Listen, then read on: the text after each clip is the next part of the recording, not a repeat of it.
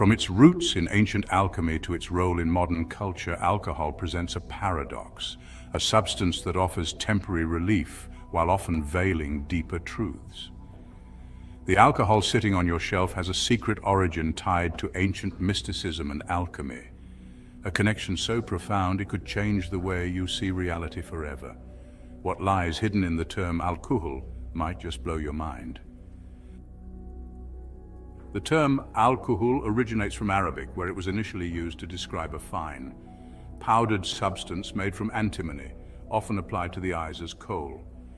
This subtle essence was believed to purify vision, not just in the physical sense, but symbolically, enhancing one's ability to see beyond surface realities. Over time, AL-Kuhul came to signify the essence derived through alchemical processes, specifically distillation. This essence, whether material or spiritual, represented a refined state, distilled from gross matter into a purified, potent form. In alchemy, AL-Kuhul aligns with the principle of transformation, a core tenet of spiritual practices. Just as physical substances undergo distillation to extract their essence, the soul undergoes a similar process of refinement through spiritual practices. However, when this essence is misapplied, such as in the overuse of alcohol, it serves as a deceptive substitute for true spiritual transformation, mimicking the transcendence it was meant to inspire. The process of distillation, central to creating alcohol, mirrors spiritual alchemy. In material terms, distillation separates the pure from the impure, yielding a concentrated product. Mystically, this corresponds to the soul's journey through the trials of existence, emerging purified and closer to the divine. However, alcohol itself becomes a paradoxical metaphor in this context. While it is the product of a refined process, its consumption often leads to disconnection rather than union. The spiritual essence that alchemy seeks to distill is one of higher consciousness, clarity, and divine connection. Alcohol, as a physical substance, simulates this experience by altering perception and consciousness, but it remains a shadow of the true inner transformation achieved through practices like meditation, prayer, and self-discipline. Instead of uplifting the soul, alcohol often anchors it further into the material realm. In mystical traditions, the soul is likened to a flame or light striving to connect with its divine source. Alcohol, by its very nature, lowers the vibrational frequency of the body and mind, making it harder for the soul to resonate with higher spiritual realms. This disconnection acts as a veil, obscuring the soul's innate connection to the divine. The altered states induced by alcohol create an illusion of liberation. This fleeting sense of freedom is not true transcendence, but a temporary escape from the weight of material existence. Unlike meditative states, which elevate consciousness, alcohol's effects dull the mind and tether the soul to a lower vibrational plane, limiting its ability to access spiritual insight and intuitive clarity. Alcohol inhibits the pineal gland, often referred to as the third eye in mystical traditions, which is believed to facilitate spiritual insight and intuitive perception. Regular consumption dulls this sensitivity, severing the individual from their inner guidance system and divine connection. Spiritual practices aim to cultivate awareness, presence, and a heightened sensitivity to subtle energies. Alcohol, however, numbs these faculties, creating a barrier to spiritual progress. Over time, this loss of spiritual sensitivity can lead to feelings of stagnation, confusion, and disconnection from one's higher purpose. The very awareness that seekers strive to enhance is diminished, leaving them caught in a cycle of illusion and temporary gratification. Alcohol is also seen as a symbol of samsara, which is the cycle of suffering. In Eastern spiritual traditions, samsara represents the endless cycle of birth, death, and rebirth, characterized by suffering and attachment. Alcohol epitomizes this cycle in several ways. Its consumption often arises from a desire to escape pain or seek pleasure, two driving forces that perpetuate attachment and suffering. The effects of alcohol are inherently cyclical. Temporary euphoria is followed by a crash, creating a craving for repetition. This mirrors the broader pattern of samsara, where fleeting pleasures are pursued despite their inability to provide lasting fulfillment. Just as the soul is trapped in the karmic cycle until it achieves liberation, The individual remains caught in a loop of indulgence and dissatisfaction perpetuated by alcohol. At its core, the human desire for intoxication reflects an unconscious longing for transcendence. The temporary relief and altered state provided by alcohol mimic the bliss and unity experienced in genuine spiritual connection. This yearning is a distorted expression of the soul's innate desire to return to its divine source. However, because alcohol is a material substance, it cannot fulfill this longing. Instead, it acts as a counterfeit, providing momentary relief while deepening the soul's disconnection from its true essence. The indulgence becomes a substitute for the inner work required to achieve lasting spiritual fulfillment, leading to dependency and a false sense of security. The path of spiritual awakening involves recognizing and redirecting this yearning toward practices that provide true transcendence. By turning inward and embracing disciplines such as meditation, chanting, and devotion, the seeker can access the bliss they unconsciously seek through external substances. This redirection transforms the cycle of addiction into a journey of liberation. Alcohol, in its essence and origins, represents a profound spiritual paradox.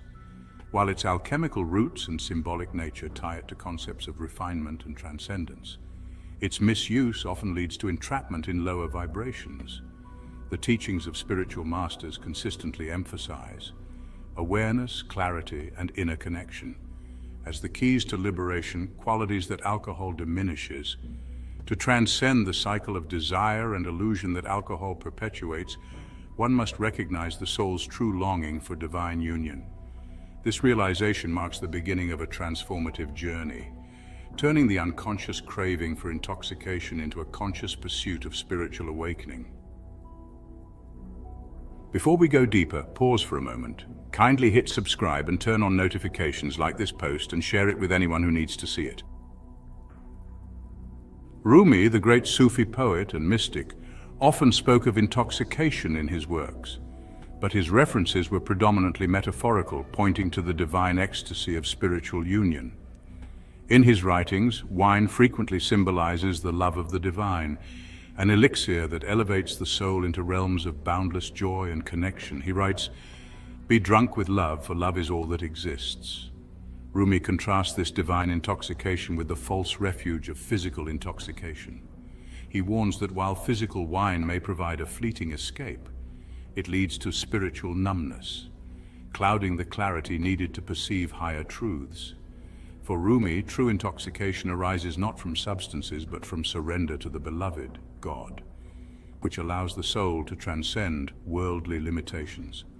In Rumi's Sufi tradition, the metaphor of drunkenness often reflects the loss of ego and the embrace of divine unity.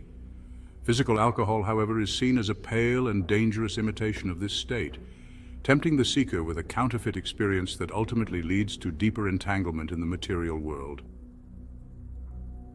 Osho, a modern spiritual teacher, emphasized the importance of awareness and living in the present moment. For him, alcohol represents a significant barrier to mindfulness.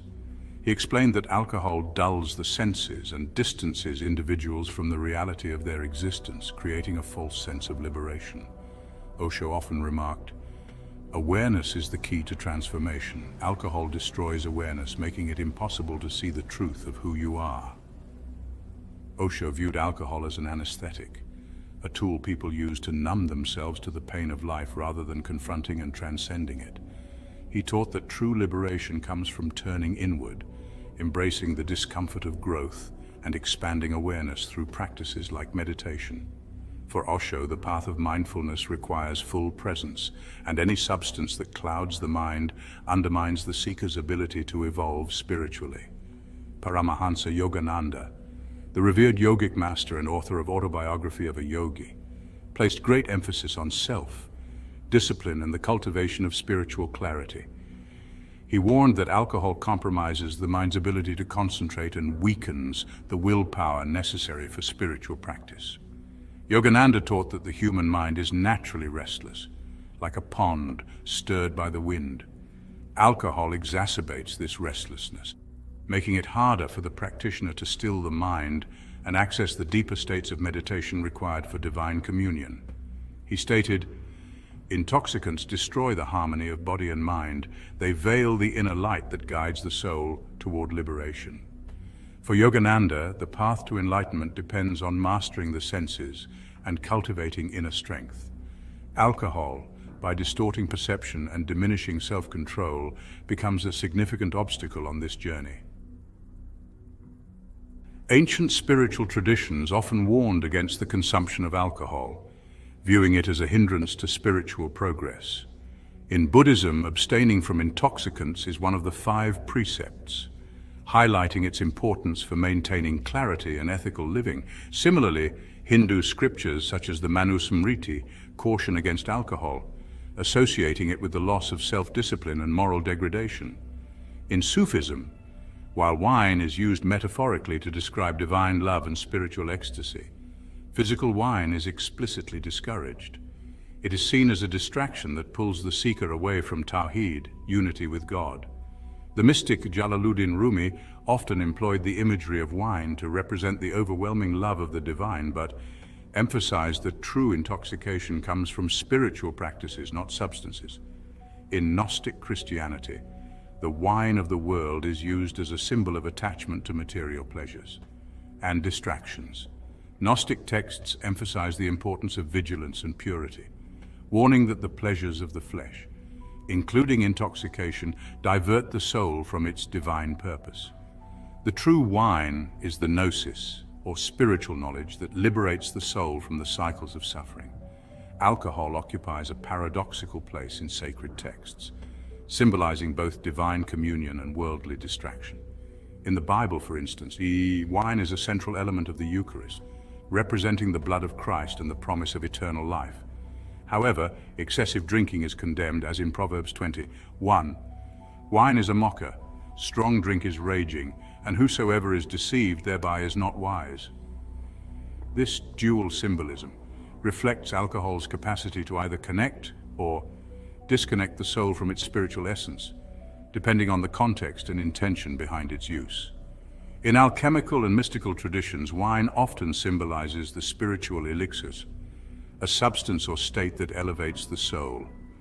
This wine is not a physical drink but a metaphor for divine grace, which intoxicates the soul with joy and insight.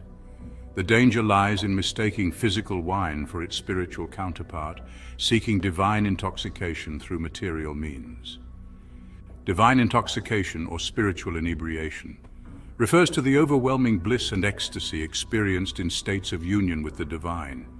This state transcends ordinary consciousness, filling the soul with boundless love, joy, and wisdom. Mystics across traditions have described this experience as the ultimate goal of the spiritual journey. For example, Rumi speaks of being drunk on the wine of love, a state where the soul loses itself in the infinite ocean of the divine. This intoxication is not a dulling of the senses, but an awakening to the profound interconnectedness of all existence. Physical intoxication through alcohol is a shadow of spiritual intoxication. While the former numbs the senses and creates an artificial sense of euphoria, the latter heightens awareness and leads to authentic joy. True spiritual inebriation requires no external substances. It is the result of deep inner work and surrender to the divine. Mystics have long provided guidance on achieving spiritual intoxication through practices, such as meditation and devotional practices. Meditation is a way for quieting the mind to access the divine presence within. Devotional practices like chanting, singing, or prayer that fosters a sense of unity with the divine. Selfless service, such as acts of love and compassion, can be another way which helps with dissolving the ego and open the heart to divine grace. The Persian poet Hafiz beautifully captures the essence of spiritual intoxication. I am a hole in a flute that the Christ breath moves through. Listen to this music. Here, Hafiz conveys the sense of being utterly surrendered to the divine, allowing its grace to flow freely through the soul. It's time to lift the veil, to break free from the illusions, and to reclaim your divine connection. If you've stayed this far, you're ready for the next step in your spiritual journey. Subscribe now and share this with someone who needs to hear it. Together, Let's uncover the secrets they never wanted us to know.